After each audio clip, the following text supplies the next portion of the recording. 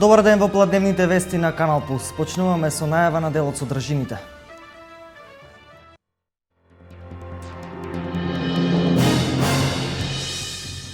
Почнуваат уписите на државните факултети. Од денес до петок трае пријавувањето на нови студенти на Универзитетот Гоце Делчев во Штип.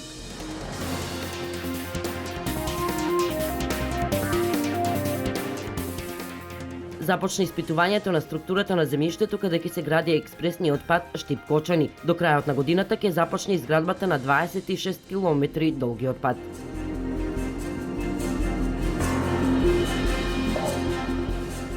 Македонска каменица беше домаќин на втората иселеничка средба. Освен дружење и забава, иселениците имаа и работна средба со градоначалникот Дарко Митевски.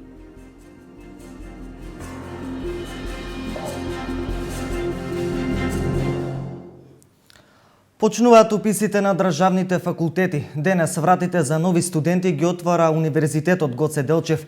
Пријавувањето трае до петок, 14 август. Матурантите заинтересирани за студирање на УГД може да бираат меѓу 12 факултети и 3 академии. Годинава Штипскиот универзитет отвори места за 5390 бруцоши. Станува збор за околу 5300 слободни места на 12 факултети и на 3 академии.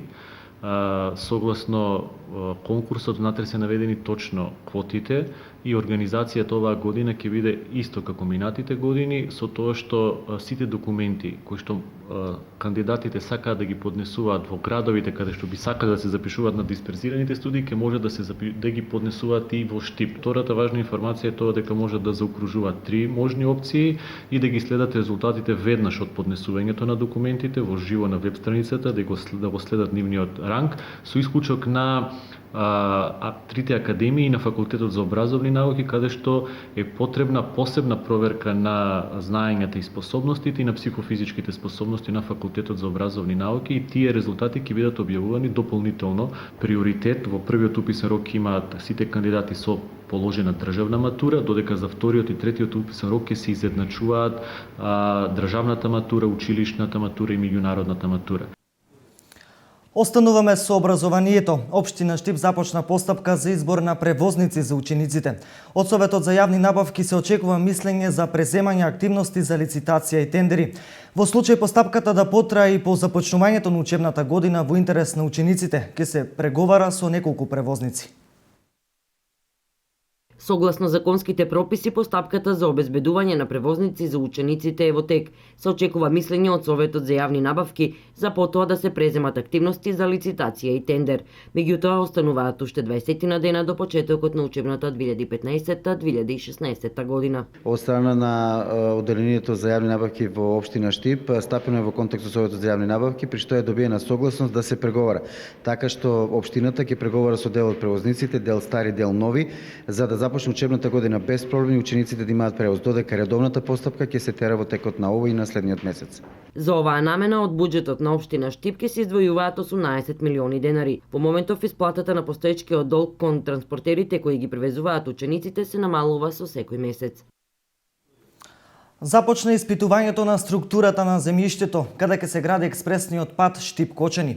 Дупчењето на земјиштето се врши на локации во општина Чешиново-Облешево, со оглед што најголем дел од делницата катастарски се наоѓа на незина територија.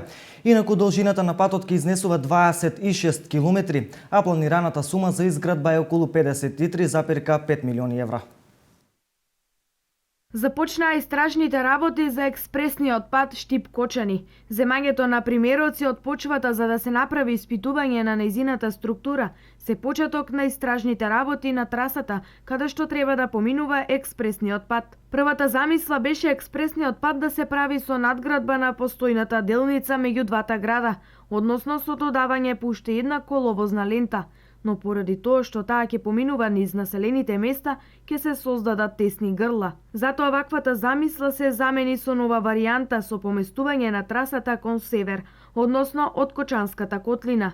Новата траса што почнува од кај 3 чешми ќе оди кон Проби Штип и завршува во Кочани, што значи патот нема да биде испресечен.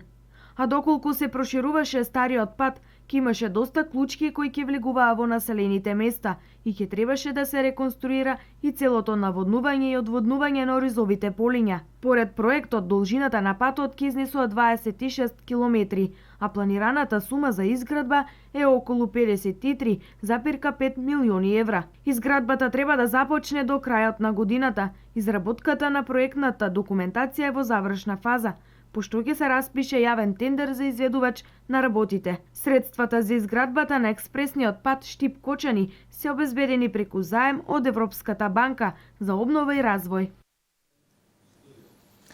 СВР Штип расветли две тешки кражби извршени на дрзок начин. Се работи за два случаи на кражби на златни ланчиња, откинати од вратот на две лица од Штип.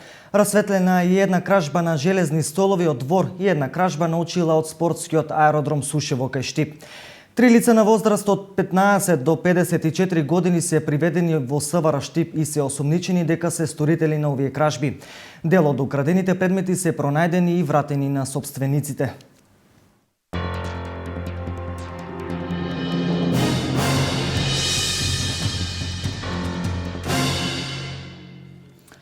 Владата подготви закон со кој ќе се врши голем проблем на земјоделците околу пензискиот стаж, плаќан според законите од 1978 до 1988 година. Наскоро законските измени ќе бидат поставени пред пратениците. Премиерот Никола Груевски најави решавање на долгогодишниот проблем на земјоделците околу пензискиот стаж, плаќан по законите од 1978 до 1988 година.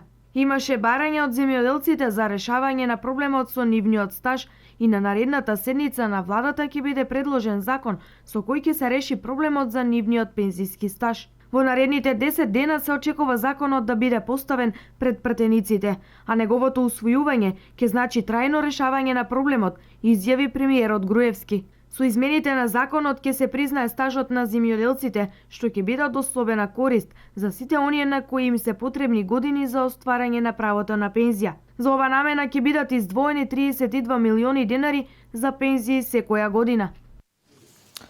Општина Македонска Каменица беше домаќин на втората иселеничка средба. Освен забава и дружење се разговараше и за можностите за инвестирање на иселениците во регионот. Најширокото иселеничко оро денес се играше на Еленец. Општината Македонска Каменица по втор пат на овој локалитет ја организираше иселеничката средба. Разговаравме за можностите за инвестирање во индустријската зона, ги запознавме со условите, им дадовме промотивен материјал. Покрај тоа зборувавме и за подобрување на условите за живење во општина Македонска Каменица, што е она на секој еден кој што е иселен од општината, му не достига во општина Македонска Каменица.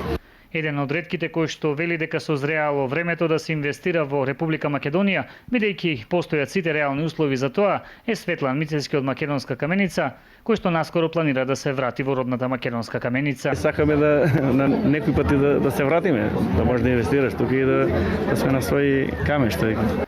Истото мислење на оваа тема го делеше и председателот на Обединетата македонска дијаспора за овој регион. Македонија е една од земјите кои што има идеални можности да се инвестира во земјата, па затоа штета би било иселениците да не ја искористат таа можност.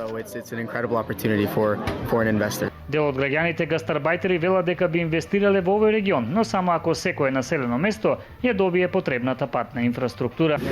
Пат тука главниот пат барем да се направи главниот пат што иде сера пресека Кочани. Последните 6 години имаме над 30 км локални патишта асфалтирани.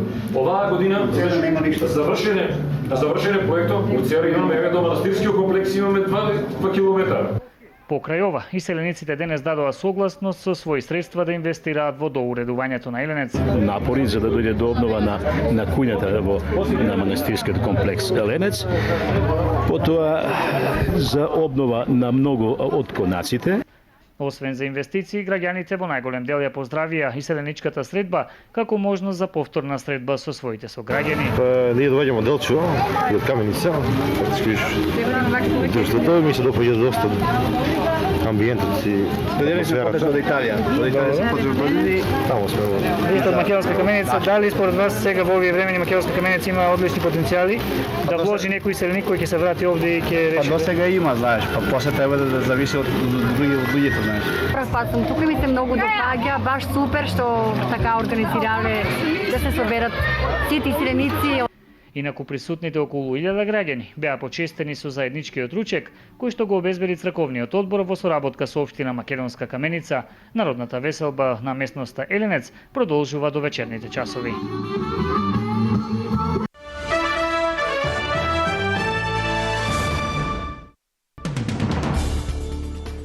Десетилјади лица се евакуирани поради поплави во Аргентина, предизвикани од поројни дождови кои зафатија дел од земјата. Поплавите зедоа 3 жртви, а најпогоден од поплави во Аргентина е градот Лихуан. Градот се наоѓа на околу 75 километри западно од аргентинскиот главен град. Градот е популарен по католичките верници, кои секоја година го посетуваат. Рекордните врнежи во провинцијата Буенос Ајрес доведе до зголемување за 9 метри на водата во реката Аресивес. Европската унија годишно расфрла по 22 милиони тони храна, а предводник меѓу земјите членки е Велика Британија, покажуваат резултатите од извршената анализа, која е извршена со поддршка на Европската комисија. Податоците од анализата се добиени од 6 земји на Европската унија: Велика Британија, Романија, Германија, Данска, Финска и Холандија. Од овие држави, Романија расфрла најмалку храна. Истражувањето покажало дека околу 80% од расфрлањето на храната може да се спречи. Германската полиција уапси група албански азиланти кои во градот Линген, каде биле сместени, ограбиле најмалку 40 домови. Според албанските медиуми, уапсени се вкупно 22 албански азиланти кои биле сместени во 2 објекти во Линген, а во тек е идентификувањето на уште 19 други. Уапсените албански азиланти се на возраст од 19 до 38 години, при што тројца од нив на возраст од 21 до 38 години се главно обвинети, бидејќи извршиле повеќе кражби.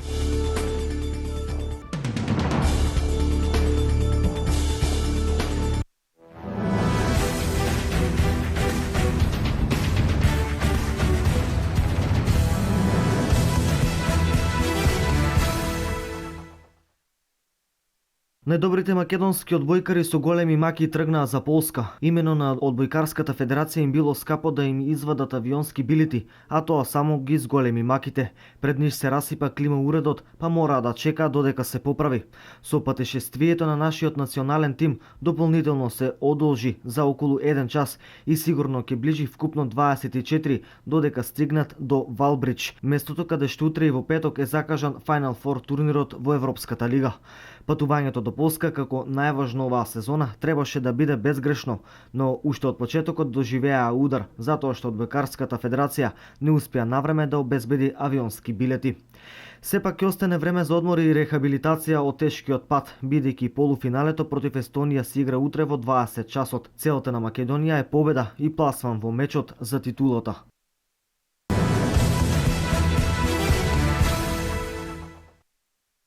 Фудбалерите на Барселона во надпреварот против Севиља го освоија 4-тиот трофеј во 2015 година, па во наредните 4 месеци ќе се обидат да го изедначат рекордот кој сами го поставија во 2009 година, кога освоија 6 трофеи.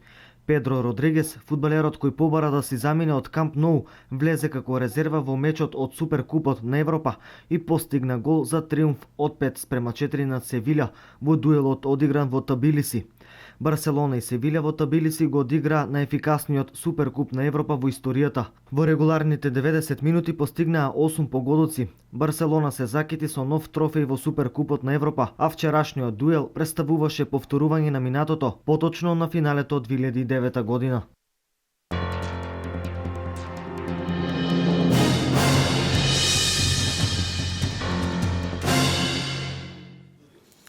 Ова е се во Пладневните вести. Повеќе информации за денешните случувања гледајте во Дневникот во 16:30 и на веб порталот kanalplus.mk. Пријатен ден!